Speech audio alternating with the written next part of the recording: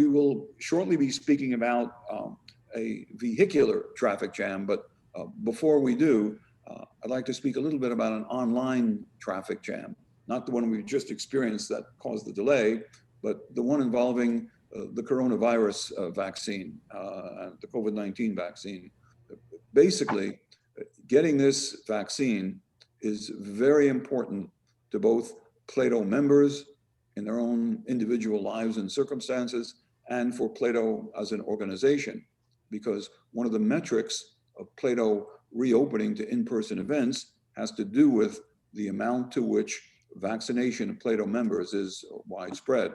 So while Plato is not itself a medical provider and is not an active supporter of a vaccination cause, we do nevertheless realize that most of our members want to get vaccinated. We're highly in favor of that, and that's important to our ability to reopen. In that connection, I wanted to just mention to everybody that the way Plato is going about dealing with this situation is actually exemplary of how Plato operates, because the organization itself isn't taking action, it's the members of the organization. We're a membership organization, and our members are doing the things that need to be done. Most recently, Dave Roloff conducted an excellent TGIF Plus event in 2 sessions about COVID-19, and Gabriel Sonnenberg and Sam Berkman were presenters. They did an excellent job.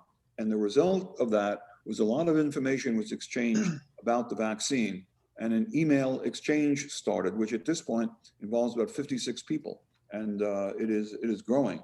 So first, anyone that wants to enter that email exchange, just contact Dave Roloff at davro, D-A-V-R-O 48 at gmail.com, and he will let you into that. And what's happening there is an exchange of information, trying to make sense of the latest available public information and people reporting their own experiences. Had a traffic jam here, got in smoothly here, had to wait here, couldn't get an appointment at this place, good at this place. People are exchanging information to help each other. And that is a very good, useful activity, and really typical of the Plato spirit and the way Plato deals with things. So I did want to mention that and commend Dave and all the people in his email chain that are working to spread this information. So if you want it, if you care about it, join in. I'll be happy to have you. And Plato and you will be happy, of course, to facilitate your vaccination appointment. Having said that, we now devote our attention to today. And we're pleased to have as a speaker today, a professor will be introduced to you shortly by Hank Zangwill. He's going to speak on the topic of traffic in more detail in the manner in which the poster described. So without any further ado, I'd like to introduce our colloquium chairperson, Hank Zangwill, to introduce the speaker. Hank?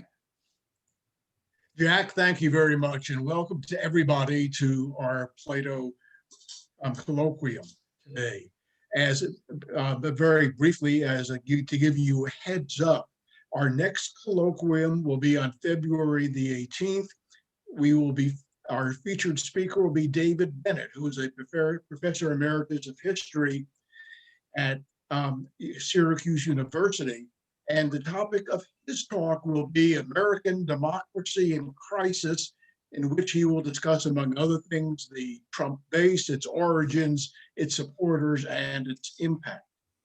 Today, I'm very, very delighted and pleased that we are hosting Brian Taylor, who is a professor at UCLA of urban planning and public policy in the UCLA Luskin School of Public Affairs, and is the director of the Institute of Transportation Studies at UCLA. Professor Taylor studies travel, behavior, and transportation, equity, finance, history, and politics. His recent research examines public transit use and finance prior to and during the COVID-19 pandemic, the socioeconomic dimensions of travel behavior, the rise of local option sales taxes for transportation, and the effects of traffic congestion on regional economies and housing production.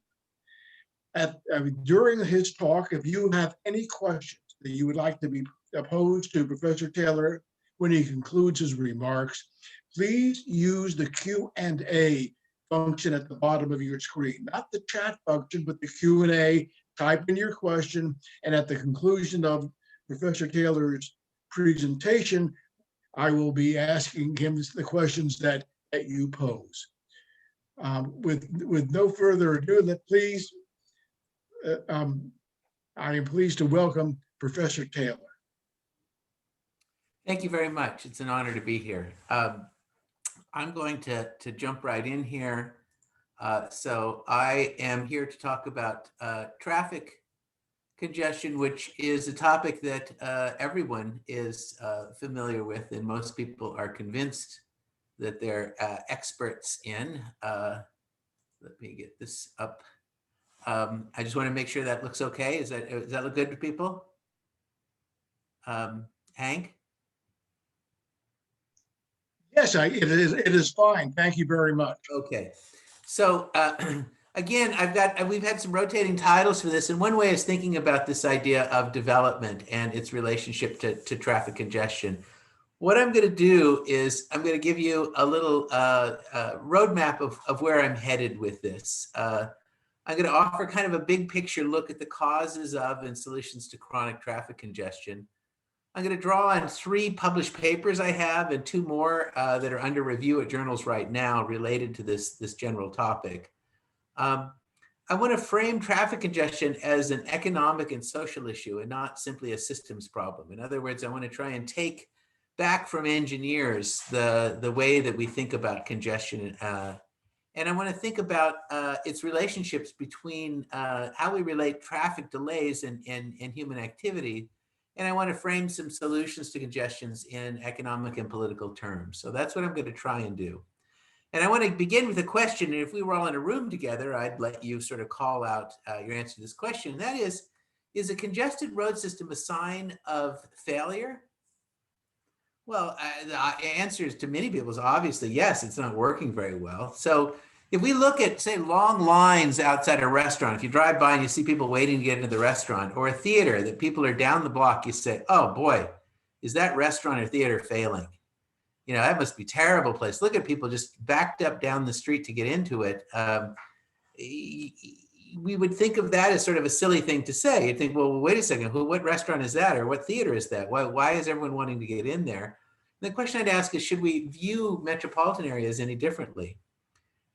Might congestion be viewed as an inevitable byproduct of vibrant, successful cities? And I'm going to try and unpack that last little bit. I'm not here just to say, oh, don't worry about congestion. But I want us to think about where that comes from. And first is that declining and depressed cities don't have much traffic.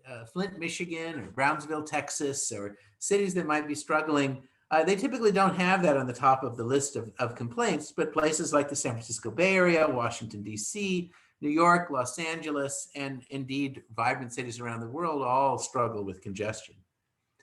Now, one of the things that we can think about is a larger number and wider variety of social interactions and economic transactions can be consummated in large, crowded cities than elsewhere. And that's really what the raison d'etre of travel is. It's social interactions and economic transactions. During this pandemic, we're trying to work around that a lot and have these sort of social interactions and economic transactions via the internet, and we'll see a big change in that going forward.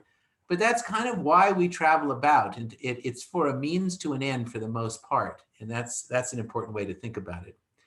So what happens is those cities that do that, they seem to enable people to engage in more social interactions in a wider variety of economic transactions, even when traffic is bad.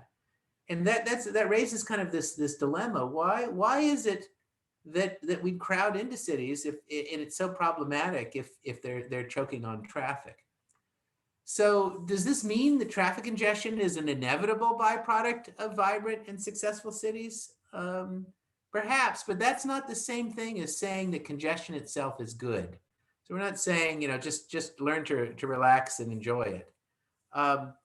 What we can say is that measuring congestion levels is relatively easy, but measuring congestion costs is much more complex. And I'm going to try and talk through that a little bit with you. So we can certainly look out at a street or a freeway and say, well, that's congested, that's problematic. But how much of that congestion is a problem is a more complex question than you might imagine. Now, one is that perceptions of delay vary from person to person, firm to firm, and trip to trip. And in fact, they have shown that people become inured to congestion in a way that when you look at growing areas like Raleigh-Durham, Chapel Hill, or Austin, Texas, places like that, they have very low levels of congestion, but they've moved up from no congestion. And when you ask people in those regions, is congestion a problem? People will say, oh, it's terrible. It's a disaster. It's the delta they're responding to, the fact that it was not a problem before and it occasionally is now.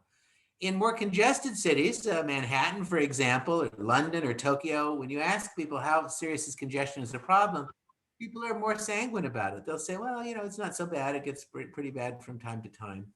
So we can think about the value of time that people place on these things vary a lot as well. So for example, if I'm rushing to the airport to take a flight and I'm taking my dogs down to Rosie's Dog Beach in Long Beach on the weekend, I have very different values of time. And so my perceptions of the cost of congestion vary immensely between those two kinds of trips.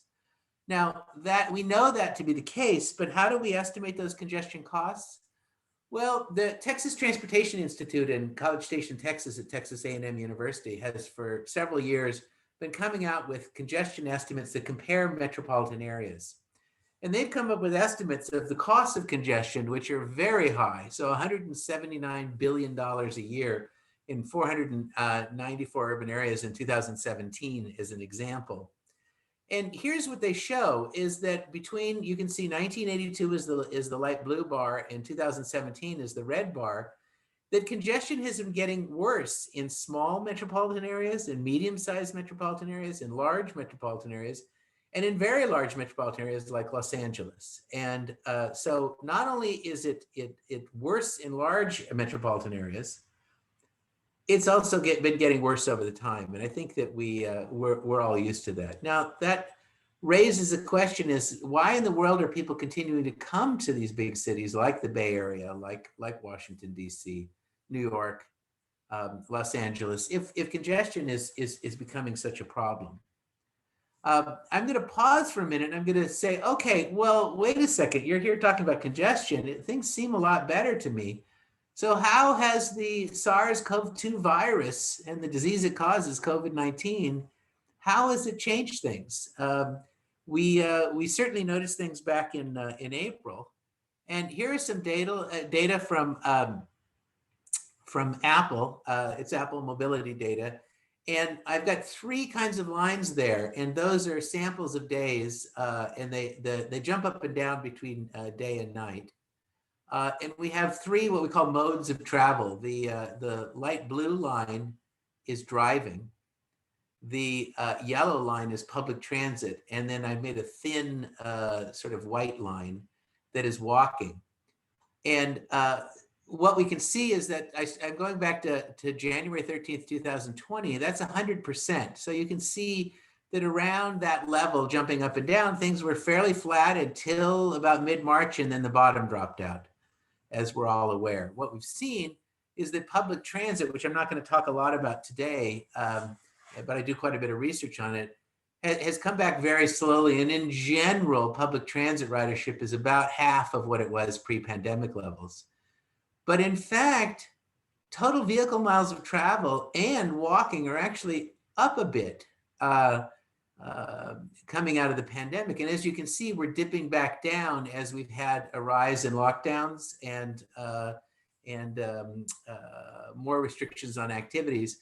But the amount of driving was actually up over where it was pre-pandemic. So quite a rise in vehicle travel. But wait a minute, congestion didn't seem as bad as it was before. Well, how could that be? If you thought that, your intuition is right. This is looking at congestion delays in the AM rush hour, which is the navy blue bar, and the PM rush hour, which is the violet bar. And that's percent change. So those are all minuses going down. As you can see that in April, things were way down. But we still have rush hour traffic well below where it was before. So how could we have more miles of travel than before the pandemic, and at the same time have so much less congestion? And as you can see, we're at about 40% less congestion in the PM peak, and close to 60 in the AM peak for, and this is nationwide. I think it's the 80 largest urbanized areas in the country. So that's a bit of a congestion paradox we've got right now. So driving levels in terms of vehicle miles of travel are back and in fact up slightly from pre-pandemic levels, but congestion levels are much lower. How can this be? This is again when I would love to hear you calling out responses. Well, it's all about timing. And in fact, if I were to ask you before the pandemic, what day do you think has the most vehicle miles of travel? Many people would guess Friday, possibly Monday. It's actually Saturdays typically, but it's spread out more throughout the day.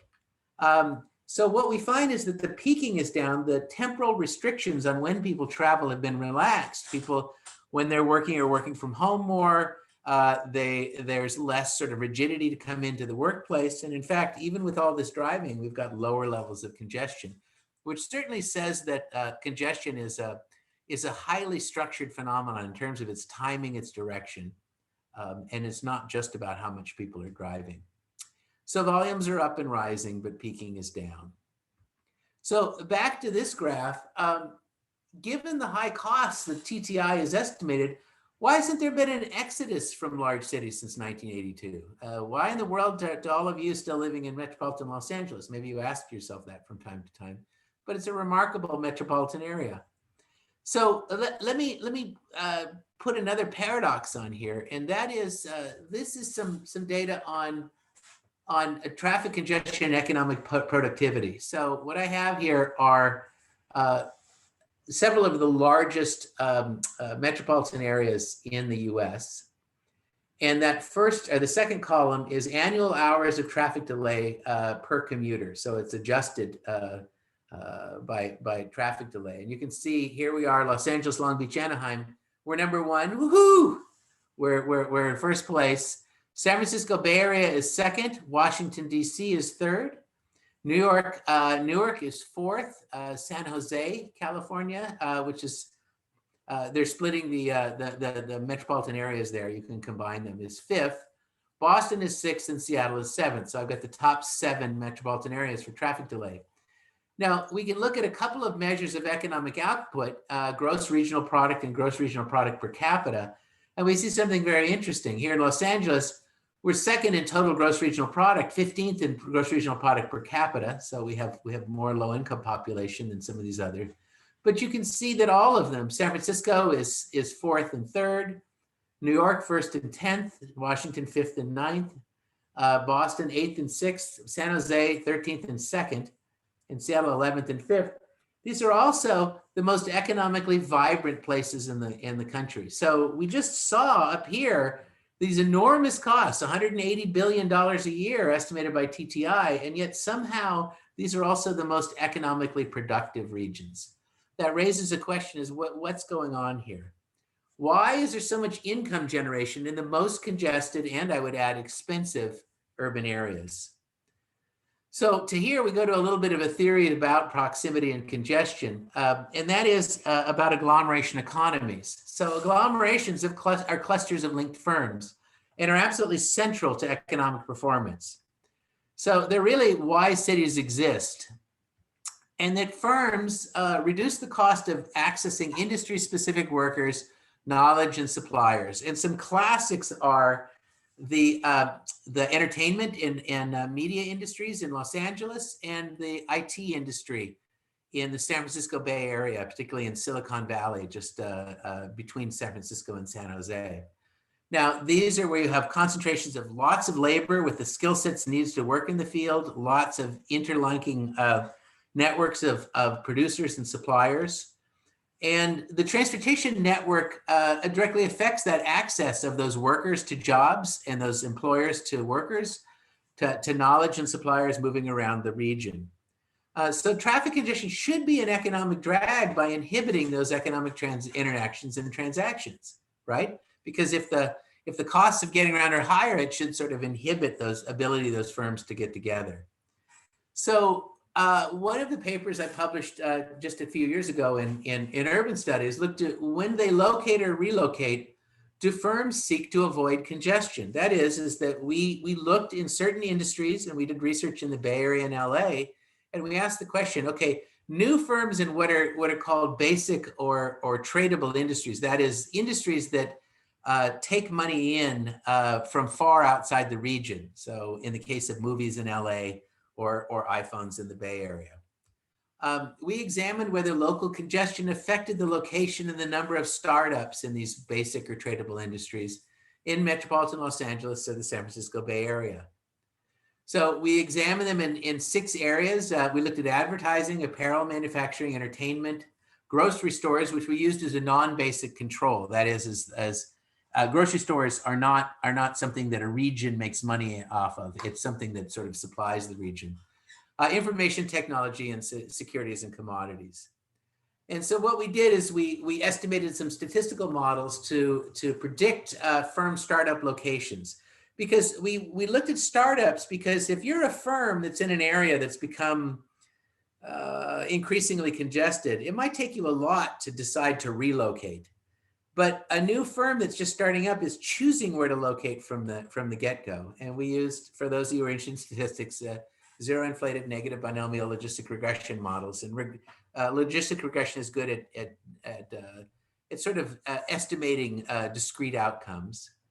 And we tested how congestion plus the usual suspects that economic geographers use to look at the location of firms affect these locations. What we found was little evidence that traffic was pushing new firms to less congested parts of LA or the Bay Area. And in fact, we found quite the opposite.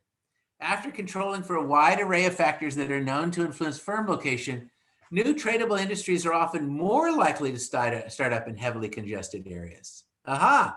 So maybe if we have a lot of congestion, that'll make our area really thrive. But that's not the case. It's not that traffic congestion attracts new firms, but that the economic advantages of agglomeration outweigh the added costs of congestion delays. It may be that firms in tradable industries are influenced by congestion, but by depending even more on clustering to mitigate the traffic effects of delays. So again, if you're in the film industry, you may want to locate right in Hollywood to be near other firms that you can interact with, rather than being, say, in Manhattan Beach or somewhere else in the region. So this, in a sense, is the mobility proximity trade-off, is that the more things are crowded together, you have better access to them, but often you move much more slowly across the transportation network. When you can move very quickly, things that typically need to be spread out much more at much lower densities, you're able to move quite quickly, but you don't necessarily spend less time getting to them, even though you're not stuck in traffic. So if we think about this trade-off, we can one thing I would say is it received relatively little study, but it's super important for planning public policy. So to take a new office building, it should increase local job access. It should increase local job access, but the added traffic delays may net out to actually reduce job access, right? So if you locate an already congested area and it becomes just untenable, it may actually be harder to get to things. So we do a lot in planning traffic impact analyses. There's going to be a new apartment building or a new office building. We say, okay, what's going to be the effect on local traffic in the intersections right around that building? Well, that's looking at local mobility, but it doesn't look at proximity. It doesn't ask, well, if we located that firm out in a less congested area and everyone had to drive back in to get access to these firms, would that result in more traffic in the long run than if we just allowed them to locate close to one another? So ideally, we'd want to consider these net effects of increased proximity on one hand and decreased mobility because of increased congestion on the other, in terms of evaluating the overall access. We're starting to see progress in developing some more comprehensive access measures, but they're in their infancy. So if our goal is to maximize access, that is the ability of firms or residents to be able to reach needed destinations, It raises the question, are we better off cramming a lot of destinations together into agglomerations and engendering increased local traffic delays? Or should we focus on allowing people to travel speedily and reliably across a broad swath of destinations? Well, we have examples of that all over the place, in that we have outlying suburbs where that's what people could do. And we have more urban areas. And the arc between the Santa Monica Pier and downtown Los Angeles is certainly a very densely developed, highly congested and agglomerated area. How can we sort of measure these things? Well, a separate paper we did in Transportation Research Part A, also published, I guess now 3 years ago, looked at sort of these neighborhood level effects of traffic congestion on access. So we asked, what are the relative sizes and effects of speed and proximity on access? Let's try and measure that. And do these effect sizes vary from place to place within regions? So here's a look at job density in metropolitan Los Angeles, and you can see the green are national forest areas, and in the rest of the region you can see there's quite intense concentrations. Again, you can sort of see that arc between Santa Monica and downtown LA is the most intense concentration of jobs in the region. We also see down in Orange County between Santa Ana and Newport Beach quite a concentration of employment. You can see in Long Beach near downtown, kind of in that arc of the South Bay up through the LA airport, and then along Ventura Boulevard in the San Fernando Valley and parts of Burbank, and then other clusters elsewhere. So that's kind of the amount of employees per acre we see across the region. And so what we did, this is just another way of representing that. This is sort of the employment proximity of that region. Again, it's in a more pixelized form. Here's a look at travel speed. So these are census tracts, and the white is for where we don't have data, either the ocean or in the mountains. And what we can see is the speeds are slower in dark blue and higher in red. In the one on the left, the employment concentrations, more employment is red and less is blue. They're almost inverses of one another, right? So that the proximity of employment is in highly congested areas, and fast-moving vehicles are in outlying areas.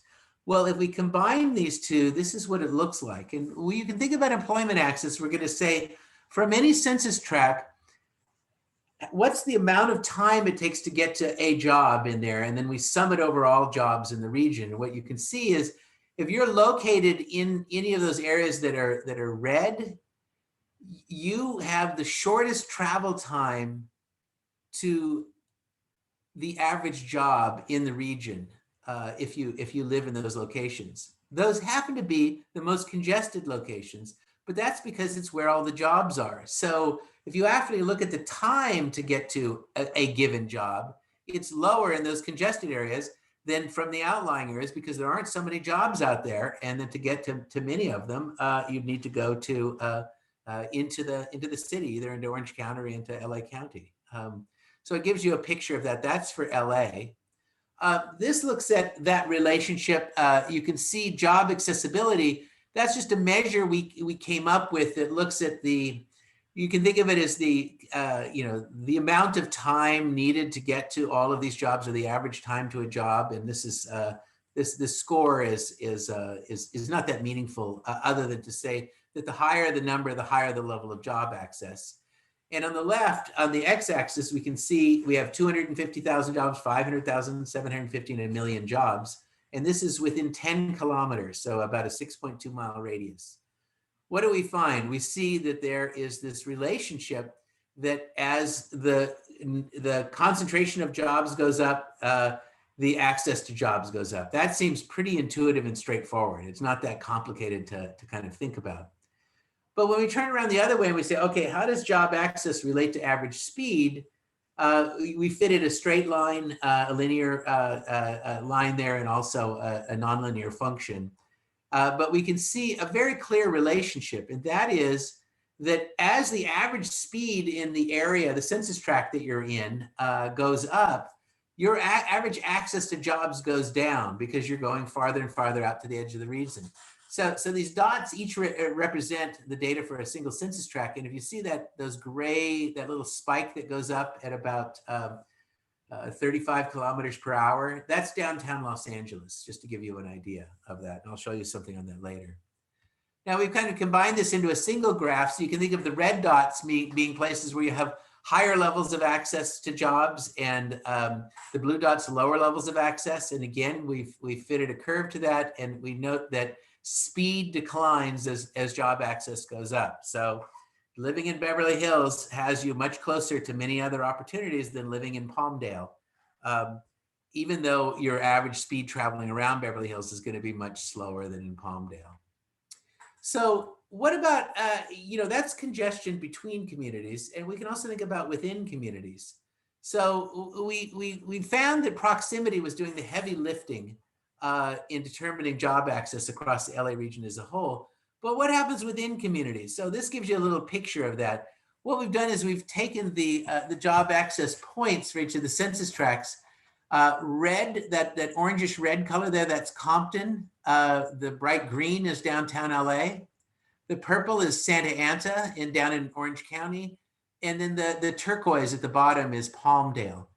And what you can see is that within a community, if the speed goes up, your job access goes up, as intuition would tell us. So within downtown, if you're in a part of downtown where there's less traffic congestion, you can get to, in this case, more jobs than you can in an area where it's more congested. So that sort of fits more with conventional thinking about how things might work. But so we see two effects, one within the region or the community, and one within the larger region, which are two countervailing effects.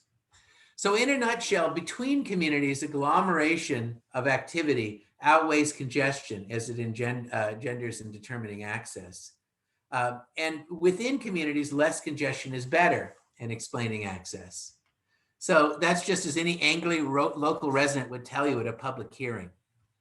So are people who focus on congestion simply misguided? Well, not so fast. Speed differentials do matter substantially in some areas, as we saw that job access went up within those communities. And there's a big difference between aggregate levels of access and access to a specific destination. It's not important for any one resident to have access to all the jobs in the region, just the job that they want and want to take in this case. Or we could say the same thing about grocery stores or healthcare or any other thing that we access.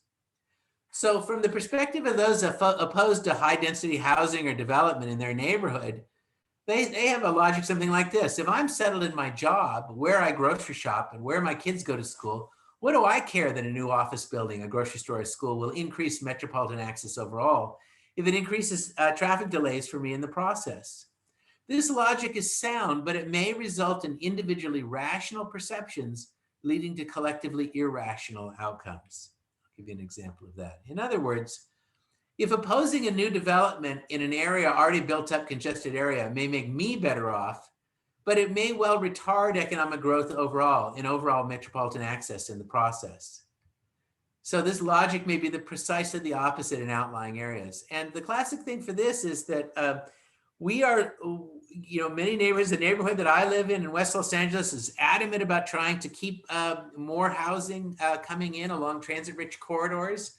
But in the process, we're contributing to an affordable housing crisis because it's getting harder and harder to build housing in Los Angeles. And it makes it harder for things like public transit and walking to destinations to work as they do in places like New York, because people who are enjoying driving right now don't want to have any change in their access, even if it shuts out others from coming in and enjoying that access. So the question we can ask is it fair to measure congestion costs without considering isolation costs? So we've been talking about Los Angeles a lot, but this is on the Navajo Reservation. And so my access to a medical center specializing in the treatment of Duchenne Muscular Dystrophy is about 10 minutes. I live in Rancho Park there, the label there on Rancho Park. About 10 minutes in the off peak, and it could be 20 minutes in the peak, not typically that much, but it could be. So we could say, boy, congestion is really limiting my access to that that specialized center, one of the world leaders in treatment of Duchenne muscular dystrophy. But if I live on the Navajo reservation, it turns out that the nearest medical center specializing in treatment of Duchenne muscular dystrophy is the UCLA Medical Center, which is 11 hours and 45 minutes in the off-peak or 13 hours and 15 minutes in the peak. So being in a congested place like this, we have access to highly specialized points of access that might be the same that exist for much further away. And it gives you an idea about why the unique and specialized access in large cities like Los Angeles is so attractive to so many people. It's not that there aren't that many people who need access to Duchenne muscular dystrophy treatment, but those who do, that access is powerful and important. So how does access relate to activity participation? So I started out by saying we need to think about social interactions and economic transactions as sort of the raison d'etre of travel. So if proximity increases access more than mobility in metropolitan areas, how do access and mobility related to trip making and activity participation? So in other words, if you live in a place with a high level of access, you may be able to make more trips to the grocery store, to the pharmacy, to the library, to the doctor, to work, to exercise than otherwise. And we can measure that with data on trip making. So if people are in a trip, could be walking from one address to another, it could be driving, it could be taking a bike or public transit. So let's try a thought experiment. How would job access change if we could eliminate congestion entirely? So it took me a while to find this picture, and it was eerie, of course, in April when we actually saw things like this existing in places like this. But this, what would it be like if we could eliminate all congestion? And if for those stuck in traffic, it seems like it must be remarkable. Here's the San Francisco Bay Area, and on the left, it shows job access, that measure I showed you before. And it's in peak hours, so it adjusts for variation in traffic levels. And what we can see is that there's a huge concentration of jobs in Silicon Valley, down near San Jose. There's a very large concentration of jobs in San Francisco, especially on the east side. And then there is a concentration in Oakland and Berkeley as well, not nearly as large as those other two. And then what we could do is say, well, how would that access change if we got rid of congestion, which we've done on the right? So we've just said, what would it be like if everywhere you went, it was like 3 a.m? And you can see that those blobs are bigger, right? So there's more job access, but things look pretty similar. And if you see, we've calculated whether you've moved into a different job access bin. So it was broken down into deciles before, 10% in each one. So we've gone from 146 census tracts in the highest job access bin to 203 under free flow conditions. If we could eliminate congestion entirely, what we did is of the tracts in the Bay Area, eliminating congestion entirely had 0 effect on overall job access. And we used, for the methods folks in you, a gravity model, which reflects what people actually do. So in other words, if you live in Santa Rosa, you're not concerned about a 7-Eleven job in Gilroy, for example. But so it weights the kind of job it is by how far people will travel to it. 756, you went up 1 decile, so 10 percentile improvement.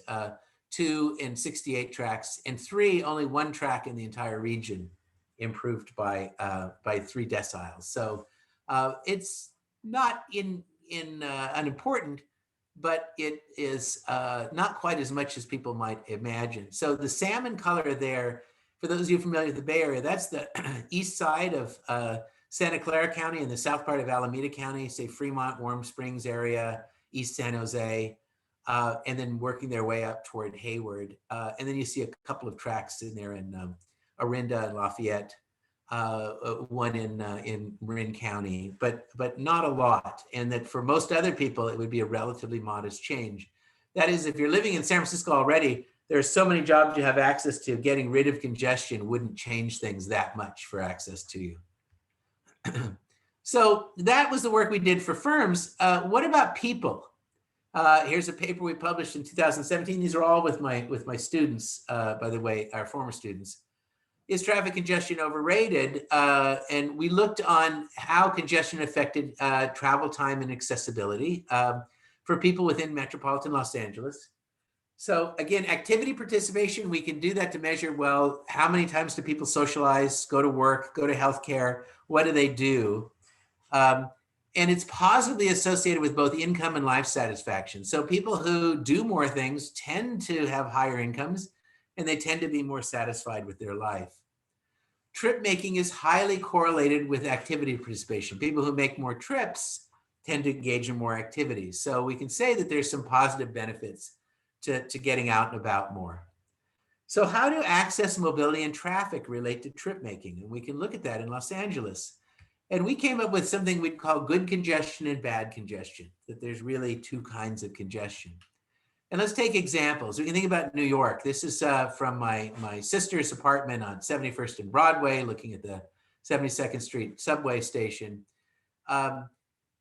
There you have a lot of choices how to get around. New York is very congested. You can take the subway, you can take a bus, you can take a Lyft or Uber, a taxi, you can drive your own car. It's easy to walk to many destinations, and more they're making accommodations for bicycling in New York. There's just lots of ways to get around. And in fact, you can walk to so many shops and restaurants from near my sister's house. She has no need for a car because the access is so high because of all the density of activity. You can think about Houston, where one of my former students is the vice president of the transit system there. There you have many fewer choices. You have a lot of cul-de-sacs. It's difficult to get around on foot, on bike. In many neighborhoods, the transit system does its best and actually is a fine one, but it's quite limited in its ability to serve all parts of the region. So there are a few choices other to drive. So you have congestion in both places. But you cannot say you have the same array of choices to get in or avoid that congestion. So in New York, you have these choices. In Houston, you have many fewer choices. Well, what about LA and San Francisco? What we can say is some parts of the region are New York-like and others are Houston-like. So here again is another look at LA. This shows localized congestion in LA. And as you can see, there are some pockets around the region, but the biggest part, again, is that arc between Santa Monica and downtown. And we can see other places in Orange County and around the regions where there's spots of congestion. Now, this graph, and this I actually ask, what do people think this shows? People often say, well, maybe it's income or some measure of race, ethnicity, something like that. This is actually the average rates of trip making by neighborhood in metropolitan Los Angeles. So red is relatively low levels of trip making. Orange is the next up, then yellow, and then green is the highest level of trip making in the region. So people who engage in more trips. So we then analyzed and we identified these places are places with many short trips. So lots of people are making trips. They tend to be relatively short and they do a lot of them. And you can see that there's all sorts of examples around the region. This is places with those many short trips and also places where people make many fewer trips and they tend to be longer. So what we can say is people have to travel farther to get to destinations in Paramount and Watts and Inglewood, in Wilmington, in places around the region, compared to places like Manhattan Beach or West Hollywood, where people are making lots of short trips. So we estimated some statistical models and we controlled for socioeconomic and household characteristics that we know influence trip making.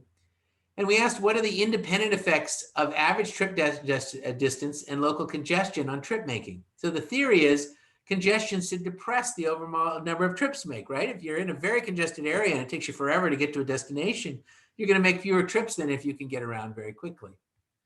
So for those in metropolitan Los Angeles living in mostly outlying low density areas, sort of the burbs, way out in the burbs, trip distance is negatively associated with trip making. That is, it should make sense, right? You make long trips, you make fewer of them. So people who make long trips, say they have a long commute into the city, they're going to end up making fewer trips over the course of a day because they spend all their time making that long trip. Local congestion is negatively associated with trip making, just as anybody would expect. Of course it does. because we've got all that congestion. It slows down that trip. I don't get to make as many trips. Whether you drive or you travel by other means has no effect on trip making out in the burbs, right? So traveling by foot or by bike or by transit doesn't, that's no advantage. So driving has no effect. Walking has no effect. Okay, so these results mostly confirm conventional wisdom and what you all would probably guess if I came in. But that's out in the burbs. What about for those living in high activity density areas like Westwood and Santa Monica and Culver City and Beverly Hills and Hollywood? What about those places? Trip distance is also negatively associated with trip making, just as we would have thought. But congestion has no effect on trip making in these densely developed areas. So the fact that congestion is worse doesn't mean that people are able to engage in fewer activities. Why? Well, it's pretty easy to walk to the Trader Joe's. It's only a couple blocks away, or to the movie theater, or there's lots of other things that you can get to. So the number of activities that people are participating in is not affected by congestion in built up areas. Manhattan would be the extreme example of that. But again, these data are for LA. Driving in the central city area is associated with making fewer trips. So the people who get out and into their car in places like the neighborhood I live in actually end up making fewer trips than those who are making trips by foot and bicycle and other means. Walking is associated with more trips. So living in a neighborhood where you can walk to destinations enables people to get more trips. So in a sense, their quality of life in terms of activity participation is very high, even if the traffic on the streets around them is quite heavy. So these results run counter to conventional wisdom and to the logic of traffic impact analysis. So here neighbors are saying we can't have this apartment building on Pico because it would increase traffic levels. And we know that that's going to make us worse off. Well, we don't know that at all, because if that apartment building has that Trader Joe's on the first floor, we may have many more walking trips. And even if traffic congestion gets worse, activity may go up. Quality of life could possibly increase. So what about LA and places like West Hollywood? We have high densities and closely mixed land uses that cause lots of congestion, but it's also easy to walk and take transit to nearby destinations. There's a place like that. South of downtown, we have moderate densities and less compatible land uses, say industry and things like that, causes a lot of congestion. But with few nearby destinations, people have to travel a long way to them. So where we've got examples there. So should we just learn to love congestion? That seems to be kind of where I'm going. And I'm going to say, no, we don't have to accept congestion. Just because places can thrive economically and culturally in spite of congestion does not mean that we shouldn't do a better job managing traffic, and we can. We should and we can. And let me offer you one more California example before I close up. So development in the greater Los Angeles region varies immensely. So this is just near the Salton Sea.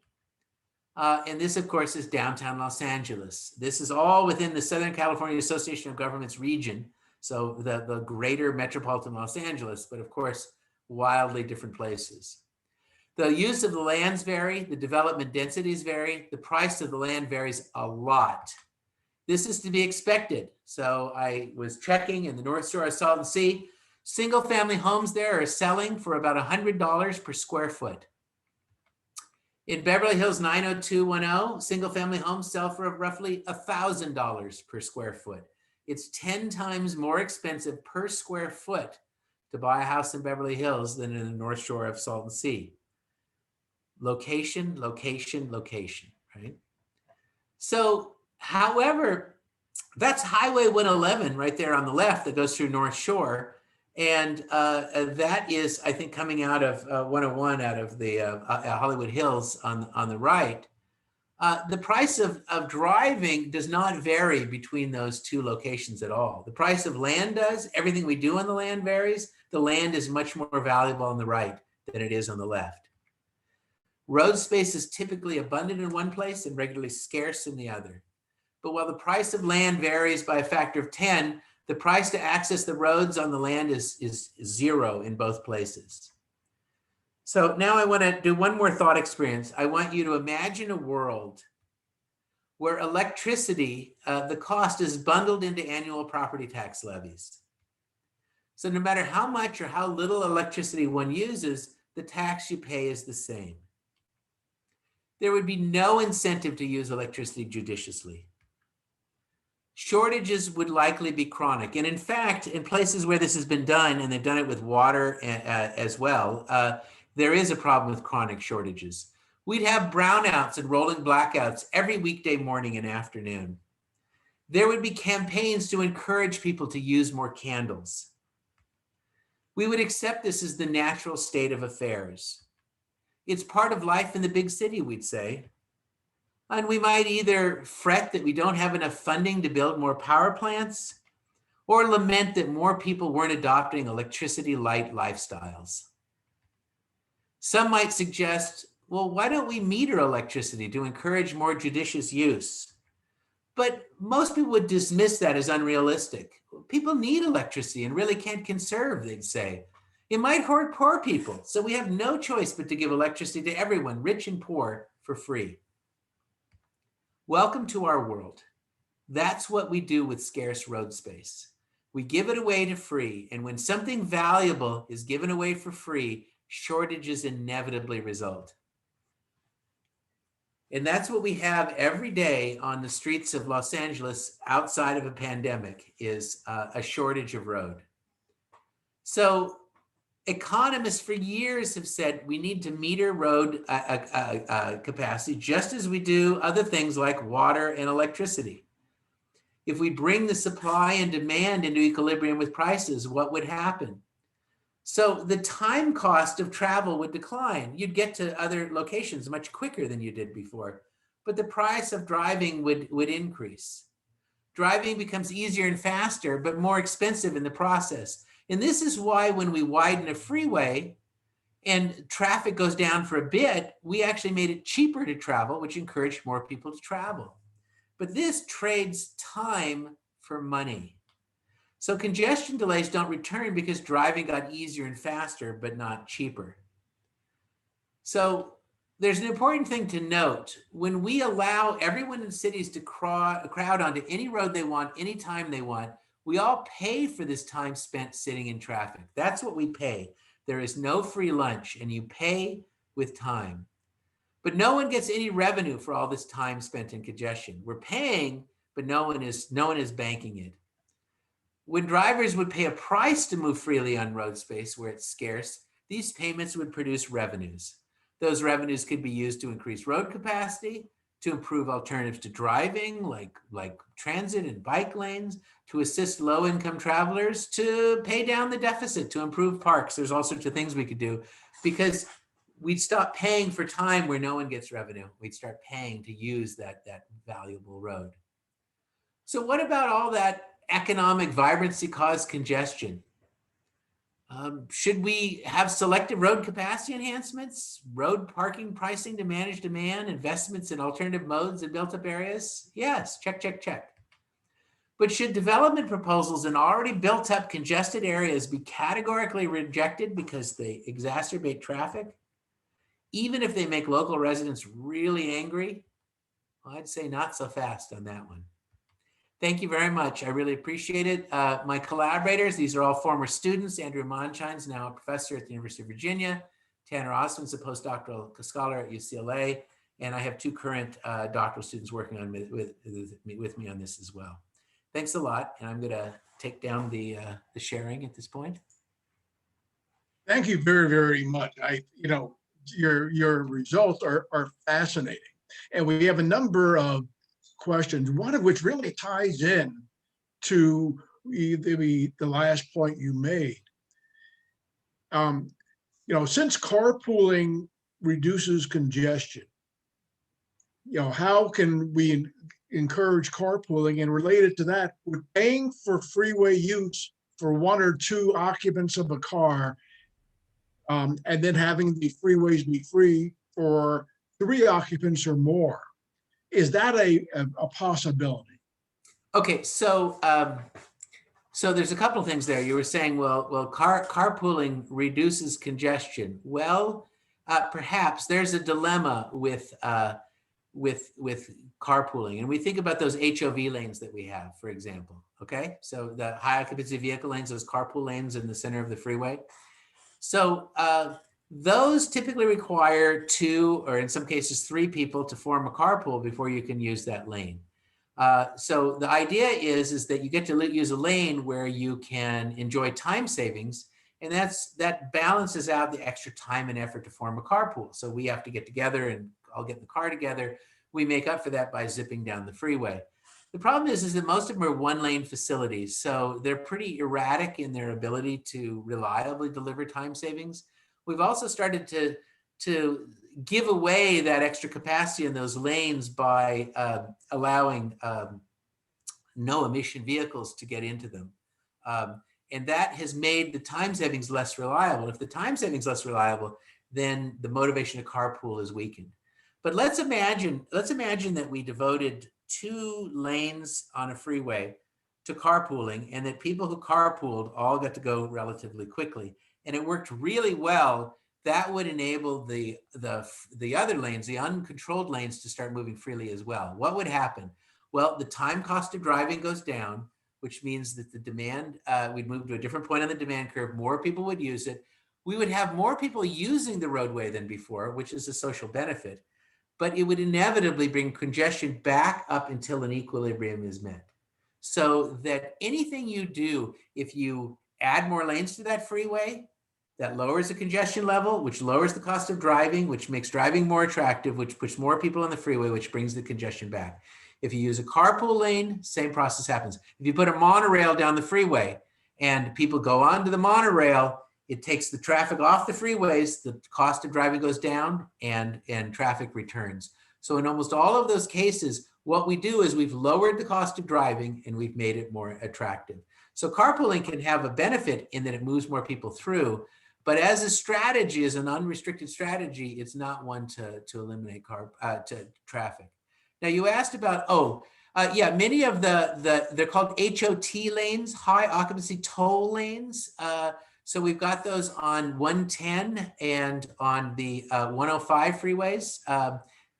No, it's the 110 and on the I-10 freeway.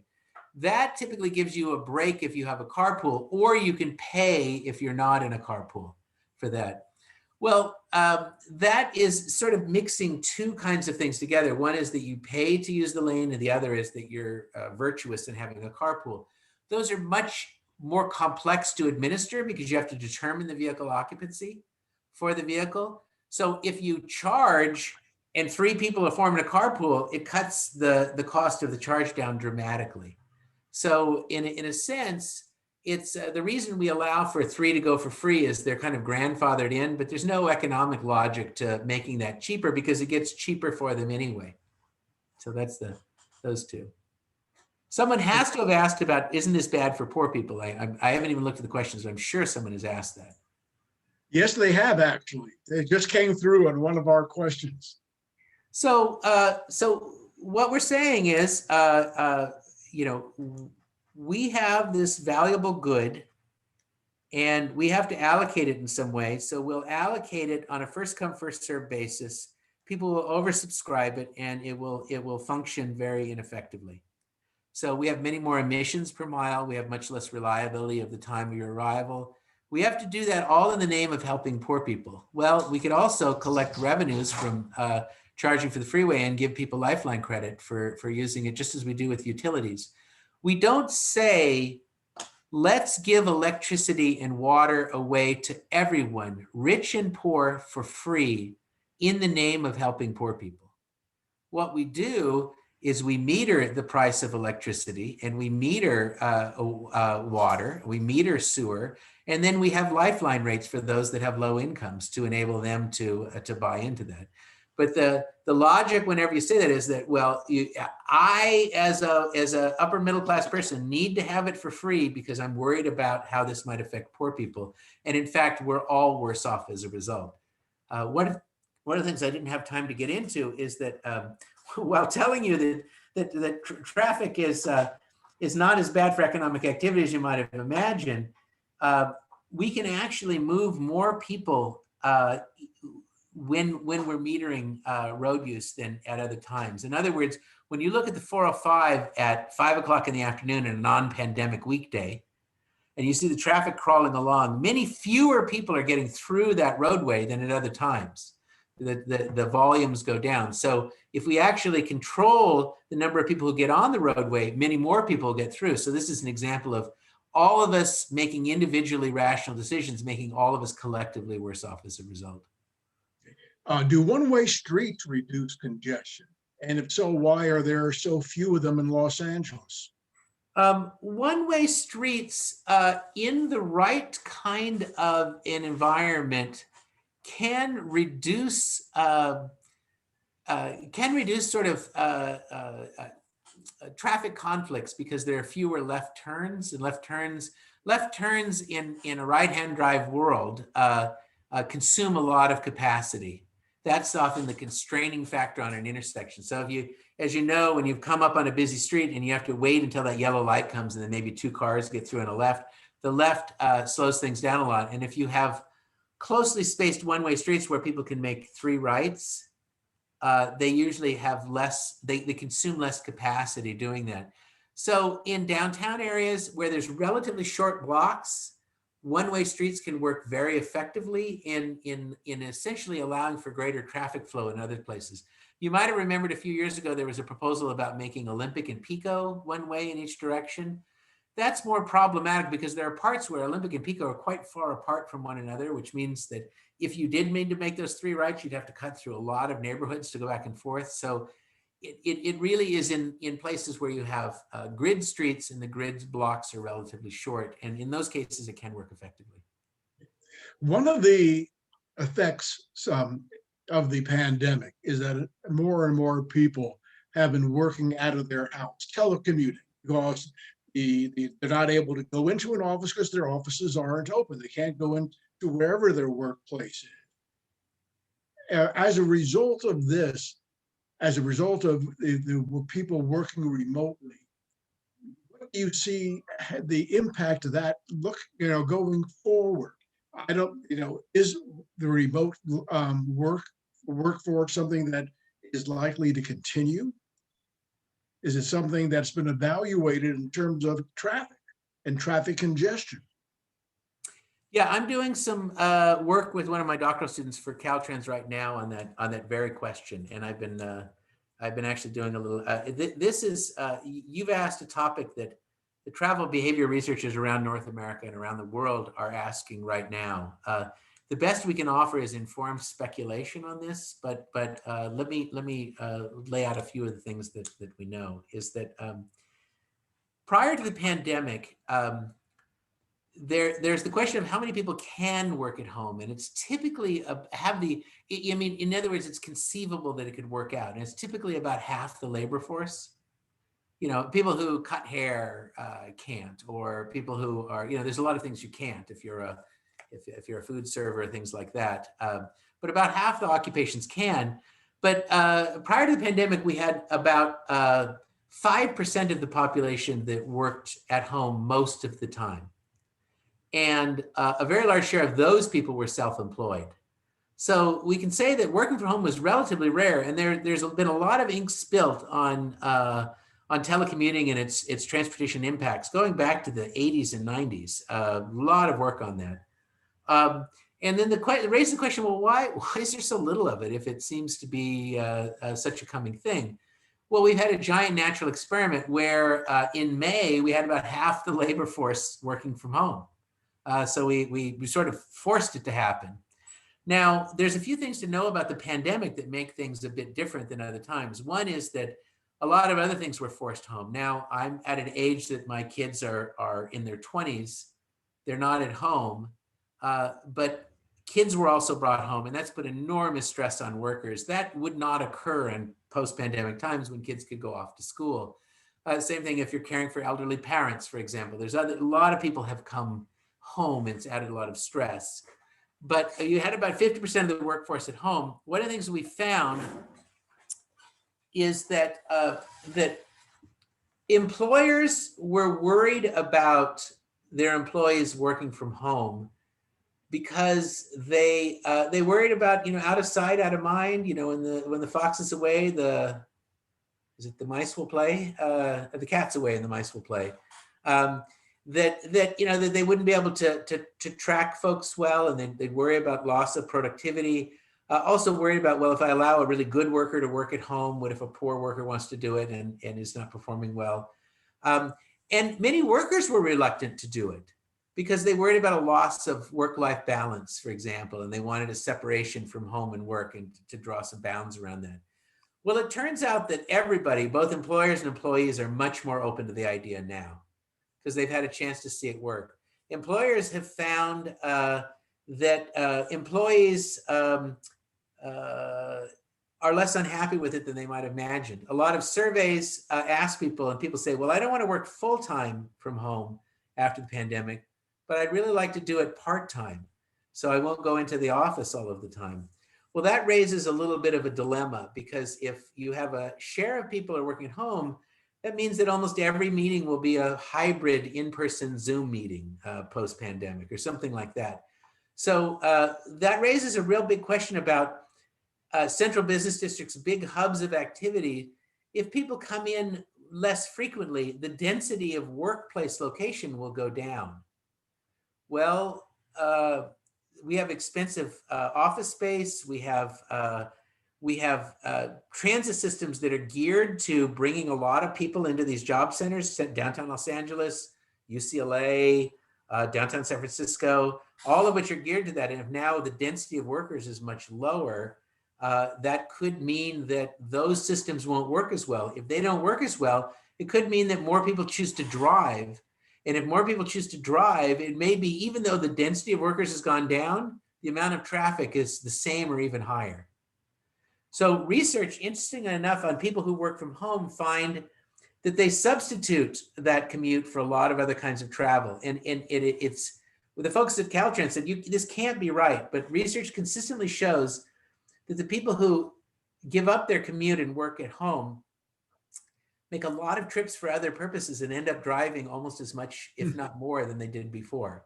Now, one of the questions is, if you have a couple and one of them starts working at home, that person kind of takes over all of the household errands. And household errands are a big part of vehicle travel. It's actually a larger share of trips than journey to work trips. So if they do that, you can kind of understand why the household isn't making more trips, but that person is, right? They're traveling more because they're now working at home. It's easy for them to go to the grocery store, pick up things, run errands. Now, if both workers come at home, they're not going to double the number of grocery shopping trips. They're not going to double the number of trips to the pharmacy or to get takeout food. And so it may be that as the number of workers goes up, we may not see that concomitant rise in other kinds of trips. So it's an immensely complicated question. A lot of people are studying this.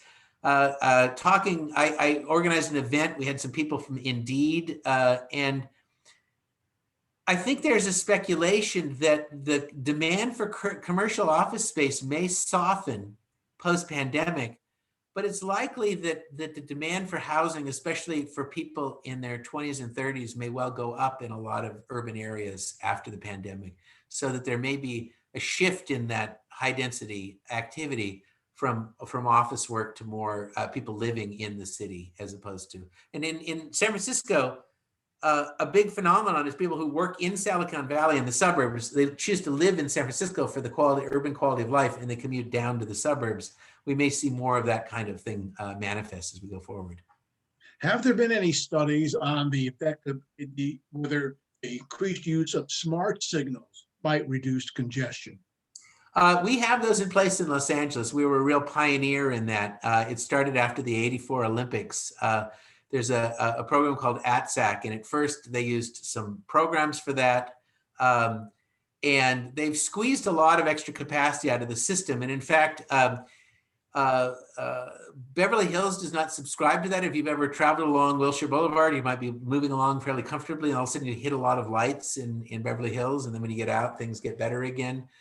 So you can see the difference between those that are sort of integrated and automated. There are a lot of things they do that may seem wacky, but make sense. So if you think about, say, Wilshire Boulevard in Westwood, busiest intersection in Los Angeles, right?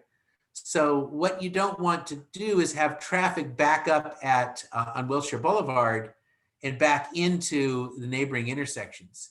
So what they'll do is those lights will hold you at a signal upstream when it knows that the queue is too big there. And so you might be driving along and suddenly you have a stop at Manning and there, or you know, at Warner, and there's nothing really going across. You think, oh, when are they doing this? This makes no sense whatsoever. They're actually holding you upstream to allow the traffic to clear. And then when you are released, you can go back through it. So they have quite a bit of sophisticated signaling, and it really was pioneered out of Los Angeles. And most of the city's signalization network is all linked up to that. One other thing I'll add to that is it can work both ways, is that sometimes neighbors complain and city council people will tell the ATSAC people, detune it.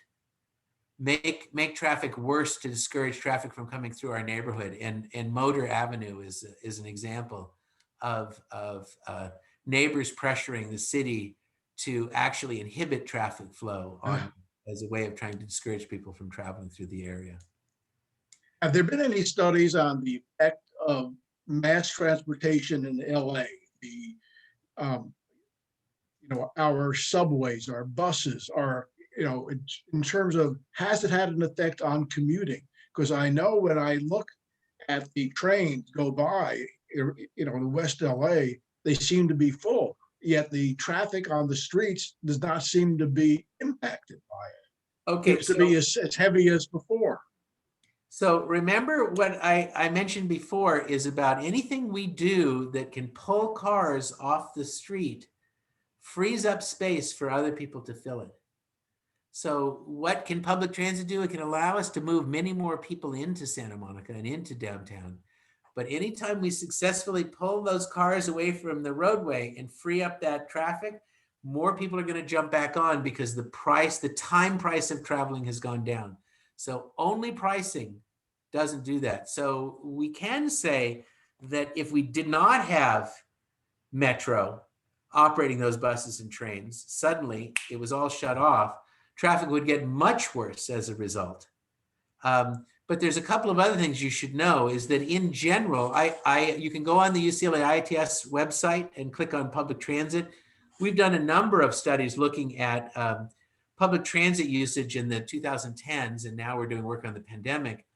We've invested a lot in public transit in LA, and sadly, it has not paid off with increasing ridership. And in fact, ridership has been going down. And the folks in LA were alarmed about that. It's actually been a nationwide phenomenon. In Los Angeles, what we've seen is that auto ownership has increased a lot since 2000. And many people who were heavy users of public transit now ride more occasionally or not at all as they've acquired cars. So lots of low-income households have acquired cars, and many higher-income households now have become 2, 3, and 4 car households. So people have been accumulating more car assets. There's some evidence that Uber and Lyft allows you to buy an auto trip one at a time, which can also take things away from transit riders as well. And also the transit ridership is what economists call an inferior good. That is that as your income goes up, your consumption of it goes down. So lower income people typically ride transit more. If incomes are going up because the economy is booming, you'll tend to see a migration away from public transit as well. So all of those things say that Metro is doing an important role, but even if it's super successful in pulling people into its buses and trains, it's just going to open up road space for other people to fill back in.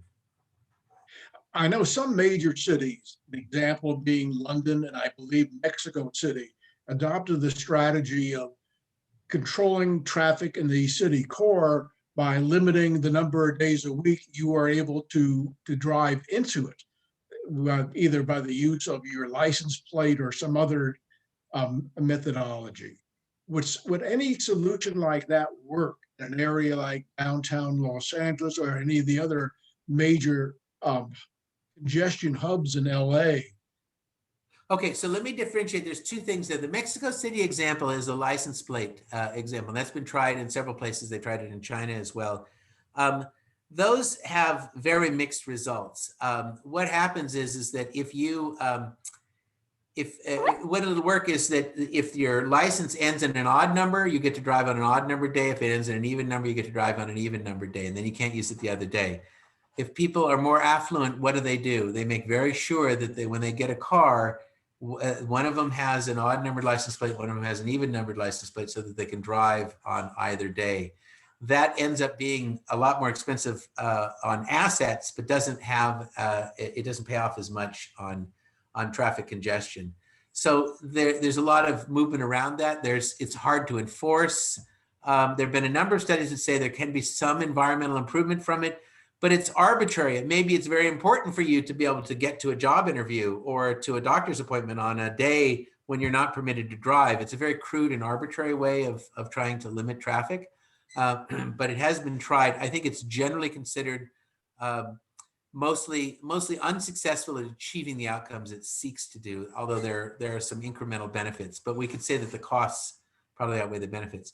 The London example is similar to what we see in many cities. So Stockholm has this as well. What you do is that's a congestion charge. They take a central area, and to drive into it, you have to pay a charge. It can either be a charge to cross the screen line to go into the area, and then to come out, or it may be that you pay for how much time you drive in there. That is sort of a congestion pricing charge.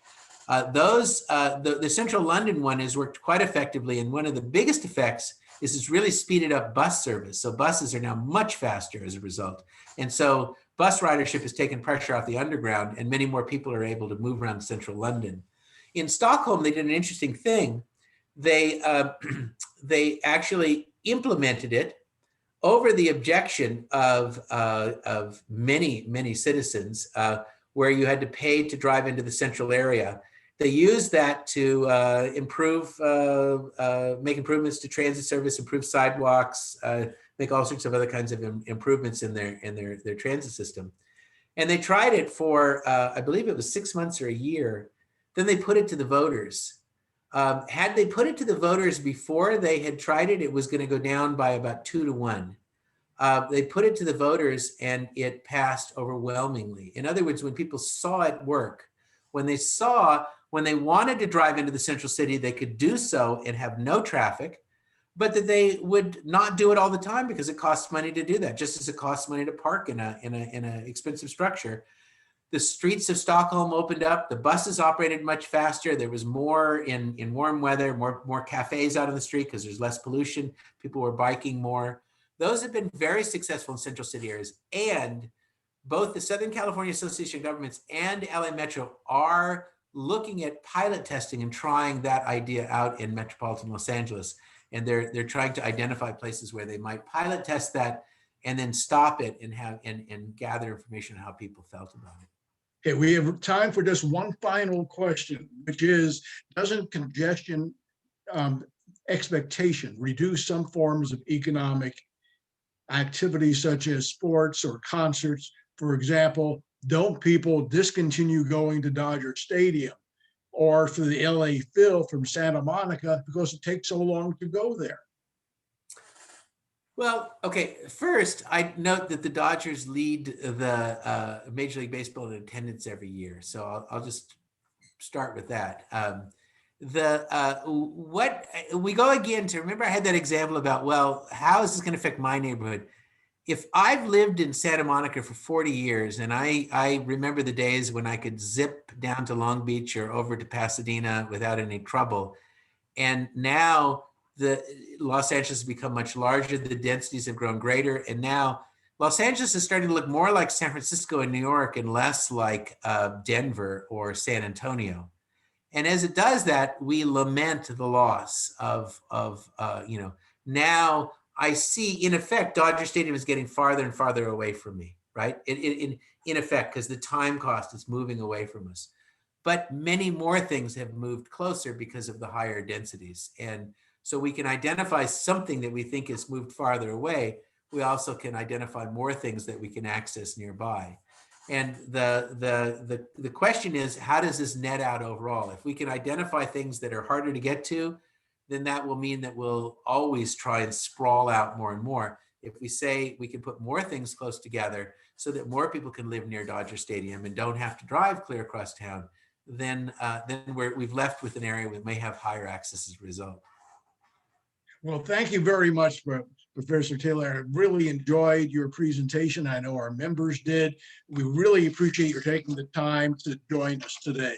And as a reminder to our members, February 18th, please put it on your calendar. We'll be hearing about American democracy in crisis. Thank you very much, and good afternoon to everybody and to all of our members.